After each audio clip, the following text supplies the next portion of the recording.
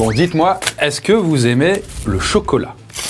Alors j'avoue, je prends pas trop de risques quand même à vous poser la question. Puisque chaque année, on mange près de 4 milliards de tonnes de chocolat dans le monde entier. Ça fait un sacré paquet de chocolat. Du coup, rapprochez-vous, mes chers jeans, parce qu'aujourd'hui, on s'est posé une question toute simple. Ça fait quoi de ne manger que du chocolat pendant 365 jours? Parce que si au début, évidemment, vous aurez l'impression de vivre un kiff absolu à manger exclusivement cette douceur sucrée, vous allez voir que très vite, le chocolat pourra devenir votre pire ennemi. Parce qu'il est capable de détraquer tout votre système immunitaire, de vous donner des dents aussi pourries que celles de Jacouille la fripouille, ou même de vous rendre dépressif. Ce ne sont que des éléments parmi tant d'autres qui nous attendent. Mais promis, on va commencer tout doucement, avec les premières 24 heures, celles où on se croit dans un petit paradis.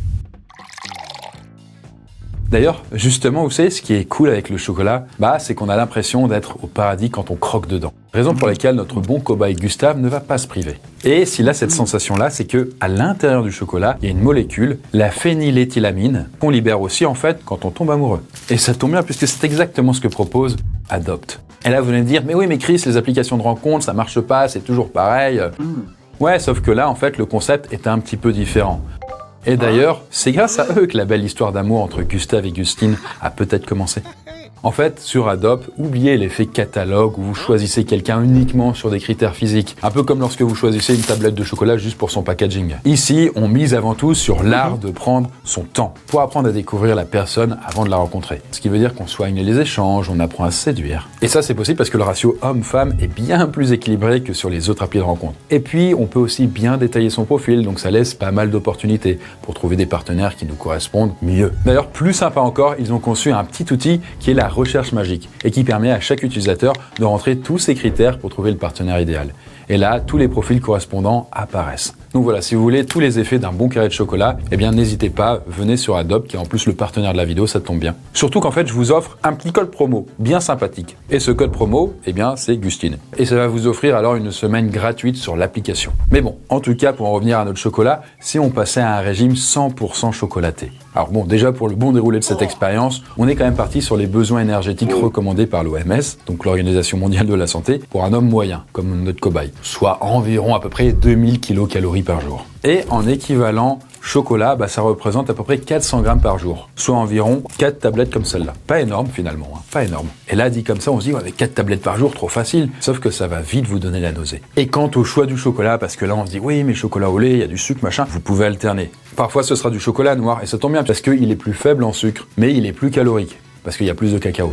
Et vous pourrez prendre du chocolat au lait qui est plus doux et plus sucré, mais plus addictif aussi. Mais peu importe votre choix, dès les premières bouchées, en fait, c'est une véritable explosion dans votre cerveau et dans le cerveau de notre cobaye, la Gustava. En fait, le sucre va faire grimper la glycémie en flèche et entraîner un regain d'énergie. Et la théobromine, donc une molécule cousine de la caféine, elle va vous donner un petit coup de boost. Mais mieux encore, en fait, en mangeant du chocolat, votre cerveau va libérer des molécules psychoactives, comme la dopamine ou même la sérotonine. Autrement dit, c'est les hormones respectives du plaisir et de la détente. D'ailleurs, je suis sûr que vous avez déjà utilisé le chocolat comme remède en cas de déprime ou alors après une rupture. Vous voyez un petit peu, on s'en bouffe un max et puis ça va un peu mieux. D'ailleurs, c'est pas un hasard si, dans Harry Potter et le prisonnier d'Azkaban, peut-être le meilleur épisode, on est d'accord, et en même temps le troisième, le professeur Lupin, il offre un chocolat à Harry, après sa première rencontre avec les détraqueurs. Vous savez, c'est ces trucs dégueulasses là. Parce que je le rappelle, ces créatures ont la capacité d'aspirer votre âme. Donc même dans la fiction, c'est connu, le chocolat, ça fait du bien. Mais bon, en tout cas, durant les premières heures à ne manger que ça, vous aurez donc la sensation de littéralement planer sur un petit nuage de cacao. Malheureusement, ça va pas durer. En fait, le pic de sucre, c'est un pic, donc ça va retomber très vite. Et ça, c'est ce qu'on appelle donc le fameux crash glycémique. Quand le taux de sucre dans le sang baisse drastiquement. Vous savez, comme après un gros repas, genre avec des pâtes et compagnie, on a un coup de mou, on a un crash, ça amène de la fatigue, on peut se sentir même agacé, et ça peut vous donner envie de reprendre un petit carré, juste histoire de vous rebooster. Et c'est exactement comme ça qu'on explique la dépendance, ou le cercle vicieux du plaisir express. En fait, quand votre cerveau va réclamer toujours plus de sucre pour remonter la pente, alors que c'est justement le sucre qui vous met dans le mal. Mais en plus, il y en a un qui commence à faire la gueule, et c'est le système digestif. En fait, trop de sucre, trop de graisse, et pas assez de fibres, ça va ralentir la digestion. D'ailleurs, sur YouTube, on peut trouver pas mal de vidéos d'influenceurs qui font le challenge de ne manger que du chocolat ou alors des barres chocolatées pendant 24 heures. Par exemple, c'est le cas de la chaîne Twins YOLO, qui sont 2 jumelles qui se sont lancées ce défi. Ça me dégoûte ce chocolat. Moi, je mange plus un soir. Et si au début, on voit qu'elles kiffent de manger des Kinder et même des cochonneries comme ça, eh bien, elles finissent par se plaindre assez vite de maux de ventre et même de maux de tête. Et elles vont alors passer leur temps à dire qu'elles sont mortes de soif. Mais bon, juste 24 heures à bouffer que du chocolat, en vrai, ça va. Il n'y a rien d'alarmant. Au contraire, c'est plutôt le kiff. Mais ça va pas durer. Alors, vous savez, en Angleterre, il y a un certain Matt Dose Fitness, qui est un mec à plus de 2 millions d'abonnés, qui partage des conseils sur le sport et notamment de nutrition. Et dans une vidéo challenge 100% chocolat, il explique qu'il n'arrivait jamais à satiété. En fait, c'est-à-dire qu'il avait beau manger 10 barres chocolatées par jour, il avait tout le temps la dalle. D'ailleurs, on l'entend aussi beaucoup se plaindre de la fatigue. Et surtout qu'il rêve de manger autre chose que du chocolat, comme du gras, du sel, de la viande et des brocolis. C'est important les brocolis, même quand tu fais du sport, c'est vrai. En même temps, cette envie de manger salé et d'avoir des nouvelles textures en bouche, ça n'a rien de surprenant. Parce que même si le chocolat noir peut caler un peu l'estomac, en fait, sans protéines ni fibres, le corps, il peut pas tenir. Il aura toujours besoin d'être alimenté. Et du coup, en une semaine de régime 100% chocolat, les carences, elles sont pas encore là. Mais votre corps, lui, il commence à en ressentir les effets. Déjà parce que vous manquez de protéines. Donc voilà, tout simplement, votre masse musculaire, elle va commencer tout doucement à fondre. Là, les graisses saturées vont alors s'accumuler et le foie va bosser 2 fois plus, alors que les intestins, eux, vont tourner au ralenti. Il n'y a pas à bosser, il n'y a rien à digérer et tout.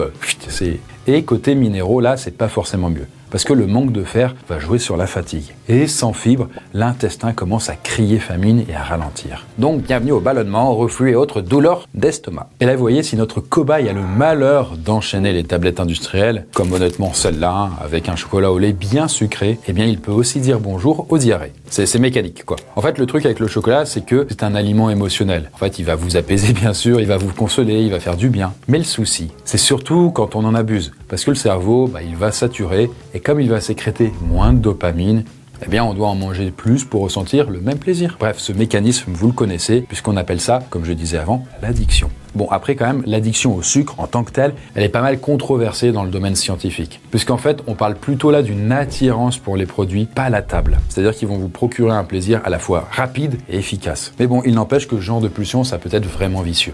Je sais que ça fait rire les gens quand ils entendent accro au chocolat, mais je vous assure que c'est une vraie addiction qui nuit à ma santé physique et mentale. Impossible de passer une journée sans chocolat. En moyenne, je dirais que je mange entre 3 et 6 barres de chocolat par jour, mais c'est une estimation. Parfois, je suis plus entre 8 et 10. Le truc, c'est que j'ai pris beaucoup de poids, et si je continue comme ça, je vais probablement finir diabétique. Mais je ne sais pas si je serai capable d'y renoncer un jour. Impossible pour moi de passer une journée sans chocolat. Bon là, comme on le voit avec ce témoignage, avec ce genre de comportement, ça peut vous faire changer d'apparence, en vous faisant prendre du poids. Et du coup, on passe du plaisir à la culpabilité. Et d'ailleurs, dans certains cas, ça peut même être lourd à porter, comme ce qu'a vécu Laure, qui est là une utilisatrice Reddit. Parce qu'en fait, Laure, c'est une jeune femme qui, comme beaucoup de jeunes femmes enceintes, a un appétit dévorant, avec des fringales régulières, et notamment des envies de chocolat. Sauf que chez elle, le chocolat est devenu une véritable obsession. En fait, elle en a jamais assez, elle en mange en quantité astronomique, elle se cache même de sa famille pour en bouffer. Tout simplement parce qu'elle culpabilise de ne pas manger plus sainement. Et résultat, elle en mange en cachette et elle culpabilise encore plus. Bref, une semaine à manger que du chocolat, c'est des gros pics d'énergie avec des grosses fatigues juste après. Mais aussi une digestion capricieuse et un moral en dents de scie. Et croyez-moi, évidemment, ça va pas aller en s'arrangeant.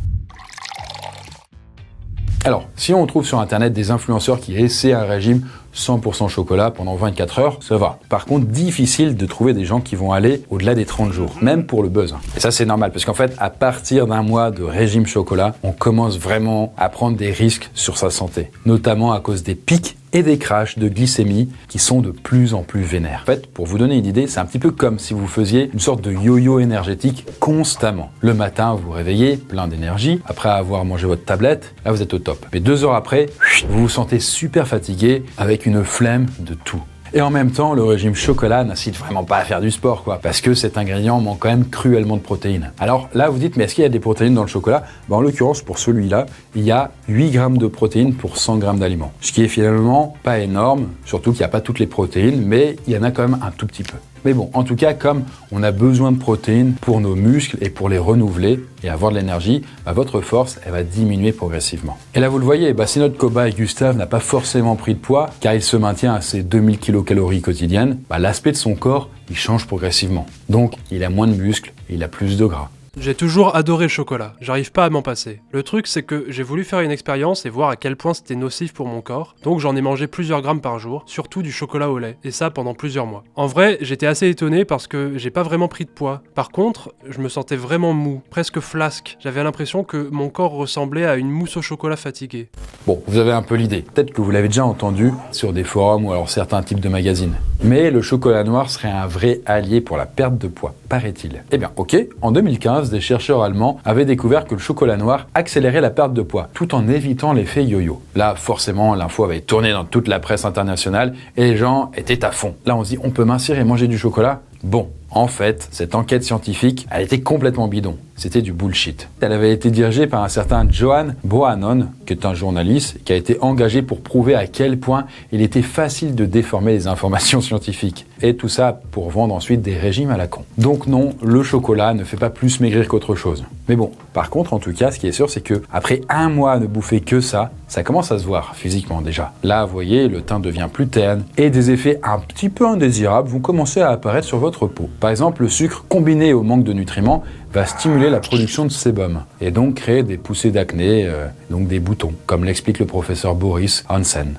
En nutrition, on a pu observer que les personnes qui consomment régulièrement du chocolat et des aliments à fort indice glycémique ont plus de risques d'avoir des boutons d'acné. La raison ? La fabrication excessive d'insuline, l'hormone qui régule le taux de glucose dans le sang, provoqué par ces aliments. Le chocolat peut favoriser l'apparition de boutons par ce mécanisme, mais cela dépend aussi du chocolat, s'il est riche ou non en sucre, au détriment du cacao. Et après, du côté de la dentition, là, c'est pas forcément mieux. Parce qu'avec l'excès de sucre, les risques de caries vont augmenter 2 à 3 fois plus que chez des consommateurs raisonnables de chocolat. D'ailleurs, à ce stade, votre corps commence à manquer de tout, ce qu'on ne trouve pas dans du chocolat, quoi. Par exemple, les vitamines C sont en chute libre, ce qui va entraîner une belle fatigue constante. Donc autant dire que même si vous êtes en vie, vous aurez du mal à bosser ou à faire des activités vraiment intéressantes. Et pareil pour le manque de vitamine B, ce qui va là amener des troubles de la concentration et une vraie fatigue mentale. Et pour le manque de fer et de magnésium, là ça va amener à des douleurs physiques comme des crampes, mais surtout à des variations de l'humeur qui sont pas ouf. Bref, un mois de chocolat, ça n'est plus vraiment le paradis. Mais imaginez ce que ça pourrait être si on multipliait ça par 3.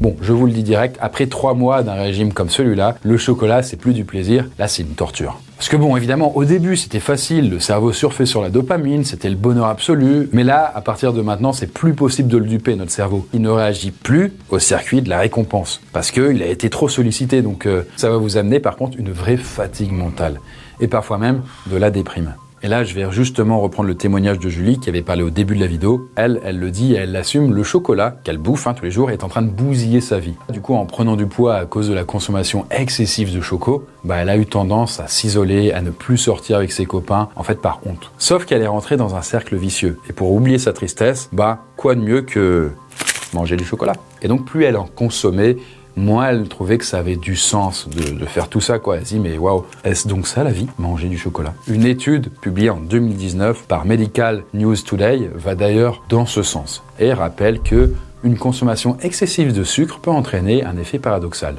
une baisse d'humeur et des symptômes dépressifs. Ce qui est intéressant puisque à petite dose, le sucre peut avoir un effet inverse, mais comme on le dit, du coup, c'est la dose qui fait le poison. Et du coup, c'est là que le plaisir devient une addiction comportementale. Du coup, on cherche plus le goût, on cherche juste à ne plus ressentir le manque. Et justement, plus on en manque, plus la théobromine, donc la petite cousine de la caféine, va perturber votre sommeil. Et ce qui est assez amusant, puisque le chocolat à petite dose, ça peut vous envoyer au paradis, mais en trop grosse dose, ça peut vous provoquer des cauchemars. Et il n'y a même pas besoin d'aller à Noisely pour expérimenter ça. Bref, à partir de là, la fatigue devient constante et tout votre corps est un peu comme douloureux. Et c'est à ce moment-là aussi qu'entre en scène une maladie qui fait même peur aux médecins, le scorbut. Vous savez, du coup, le scorbut, c'est ce truc qui touchait les marins du XVIIIe siècle. En fait, cette pathologie, elle est liée à un manque de vitamine C. Et en fait, pour les marins, comme ils étaient sur leur bateau pendant des semaines et des mois, ils mangeaient pas trop de fruits et légumes. Et donc, comme on en trouve surtout là-dedans, ils avaient une grosse carence qui devenait de plus en plus forte. Voilà, ça faisait apparaître, en fait, du coup, le scorbut. Et c'est la même chose si vous mangez que du chocolat, puisqu'il y a un manque total de vitamine C dedans. Il suffit alors d'à peine quelques semaines, peut-être une dizaine de semaines,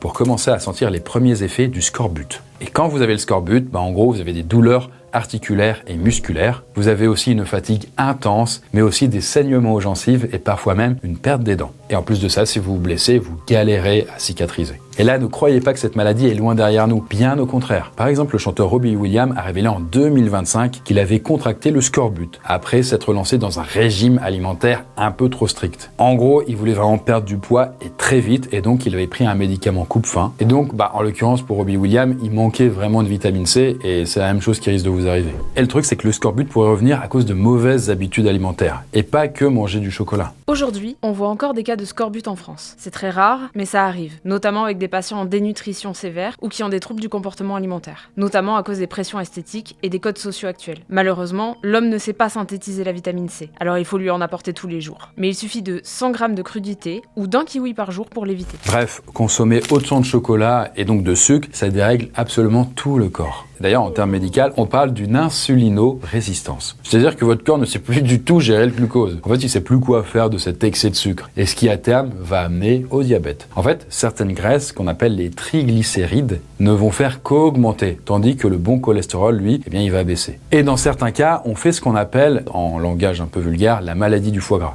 Et ça, c'est quand on a trop de graisse dans le foie. Ça va alors entraîner une inflammation du foie, puis une cirrhose. Ce qui est assez drôle d'une certaine manière, puisque ça fait les mêmes effets que les gens qui ont le foie dégommé à cause du fait de boire trop d'alcool. Sauf que là, c'est juste avec du chocolat. Bref, à ce stade, le chocolat, c'est plus trop un plaisir. Et d'ailleurs, même notre cobaye commence à se demander si le carré de trop n'était pas celui d'hier. Mais il lui reste quand même une dernière étape à franchir, les 1 an. Et bien voilà, on en arrive à nos 1 an à bouffer que du chocolat. Et là, si Gustave, il a toujours ses tablettes, il a plus beaucoup de muscles pour les porter. Pourtant, si notre cobaye a l'air actuellement au bout de sa vie, eh bien d'autres exemples viennent quand même contrebalancer son état catastrophique, à l'image de Jeanne Calment. Bon, vous savez, c'est cette dame française, du coup, qui détient le record de longévité de l'humanité, avec 122 ans au compteur. Et il se trouve que cette brave dame déclarait qu'elle adorait le chocolat et qu'elle pouvait en manger plus d'1 kilo par semaine. C'est bon. Vous voulez ? Et donc ça représente 2 tablettes et demie de chocolat comme celle-là par semaine. Et en fait, pour Jeanne Calment, le chocolat lui faisait du bien tout au long de sa vie. Mais bon, sans doute aussi parce qu'elle avait choisi de ne pas en faire un régime exclusif, bien entendu, sinon elle n'aurait pas atteint cette longévité. Bon, autant dire que quand on se lance dans un régime chocolat aussi radical, au bout d'1 an, toutes les carences se sont bien installées. Il y a plus de vitamine C depuis longtemps, le collagène qui est essentiel à la peau, même aux vaisseaux sanguins et aux gencives, il se désagrège bien plus vite que la moyenne. Et résultat, vos gencives, elles saignent, les dents se déchaussent, les cheveux tombent, les plaies ne cicatrisent plus et la fatigue est devenue un état permanent. Bref, c'est pas joli à vous. Ah, c'était arrivé soudainement. Pardon, du coup je disais, c'est pas joli à voir. Et là, notre cobaye Gustave, il aurait bien besoin d'un petit remontant. D'ailleurs, en parlant de remontant, vous vous souvenez quand je parlais de la théobromine, donc la molécule qui a les mêmes effets que la caféine, mais plus doux. Eh bien, j'ai oublié de dire un petit truc à son sujet, parce qu'il se trouve qu'à haute dose, elle est toxique. La dose létale est estimée autour des 1000 mg par kilo. Ce qui voudrait dire qu'il faudrait plusieurs kilos de chocolat noir pur ingéré en une seule prise pour tuer quelqu'un. Et d'ailleurs, justement, vous devez le savoir si vous avez un chien ou un chat, mais chez les animaux domestiques, cette limite est beaucoup plus basse. Et c'est pour ça que eux, faut vraiment pas qu'ils mangent de chocolat. Ils peuvent vraiment être malades très très rapidement et même en mourir. Parce que le truc, c'est que la théobromine, elle se cumule dans votre corps. Et donc, à trop en avoir, ça va provoquer des trucs, au début, pas trop méchants, mais quand même chiants. Genre des insomnies, des palpitations, des tremblements, de l'anxiété. En gros, comme quand vous buvez trop de café, quoi. Et autant dire qu'avec un foie déjà bien fatigué, ça peut devenir vraiment un poison.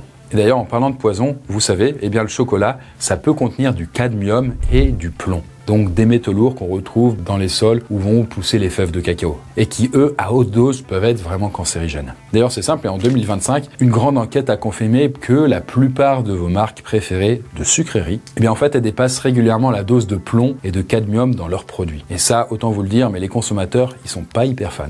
J'adore le chocolat noir, c'est mon petit plaisir coupable. J'en mange à peu près 40 grammes par jour, et ce depuis plus d'1 an. Et j'ai jamais eu de soucis de santé parce qu'à côté de ça, j'ai une alimentation très équilibrée et je fais beaucoup de sport. Par contre, quand j'ai découvert cette histoire de contamination aux métaux lourds, je me suis inquiété. Alors j'ai voulu passer des tests sanguins pour détecter la présence de cadmium et de plomb. Et bonne nouvelle, il n'y a pas de traces. Après, c'est parce que je fais super attention au choix de mon chocolat. Mais je me dis qu'il faut être vigilant avec ce genre de sujet. Et vous savez, quand on a parlé de la dentition, là c'est encore pire. Parce que il se trouve que vos caries vont être plus profondes, tout l'émail a fondu, les gencives sont rouges et gonflées, la laine est vraiment pas ouf non plus. Bref, ça fait pas vraiment plaisir à voir et à sentir. Et là, si Gustave vivait dans un pays plus défavorisé, où il y a moins accès à la médecine, il pourrait tout à fait mourir du scorbut s'il n'est pas traité. Parce que oui, en vrai, le scorbut aujourd'hui, c'est un truc qui est pas ouf pour la santé, mais néanmoins, on peut s'en sortir assez facilement, quoi. Parce que en réalité, le principal risque, du coup, à manger que du chocolat au plus d'une année, c'est le scorbut. Et le scorbut, ça peut tuer des gens. Mourir du scorbut, c'est ce qui aurait pu arriver à un Australien d'une 50aine d'années. En fait, ce dernier était rentré à l'hôpital pour une chirurgie bariatrique. Bon, en gros, c'est une opération qui consiste à retirer une partie de l'estomac. Car le gars, il était obèse et il devait perdre du poids. Mais là, les médecins ont aussi découvert une sérieuse carence en vitamine C. Puisqu'en fait, le gars ne mangeait jamais de fruits ou même de légumes frais. Donc c'est dedans que vous allez en trouver. Donc là, heureusement, il a très vite été pris en charge avec un traitement à base de vitamines et puis d'un citron par jour. C'est assez facile en fait de pouvoir soigner le scorbut, il faut juste manger des légumes et des fruits, quoi. Bon, du coup, vous l'avez compris, que ce soit avec le chocolat, mais avec aussi n'importe quoi d'autre dans la vie, tout est une question de dosage. Bref, pendant toute cette vidéo, je vous ai raconté des choses assez diaboliques sur le chocolat, mais vous saviez qu'il pouvait aussi aider à se connecter spirituellement. Notamment chez les Mayas et les Aztèques, où le chocolat était considéré vraiment comme un don des dieux. Alors oui, ils le mangeaient pas en tablette, il était beaucoup plus amer et tout. Mais bon, en tout cas, encore aujourd'hui, dans certains rituels chamaniques inspirés de ces traditions, on va utiliser le chocolat dans un cacao rituel, afin d'ouvrir son cœur et de se connecter spirituellement. Et ça peut amener les gens dans un état proche du rêve éveillé, un petit peu comme dans un rêve lucide.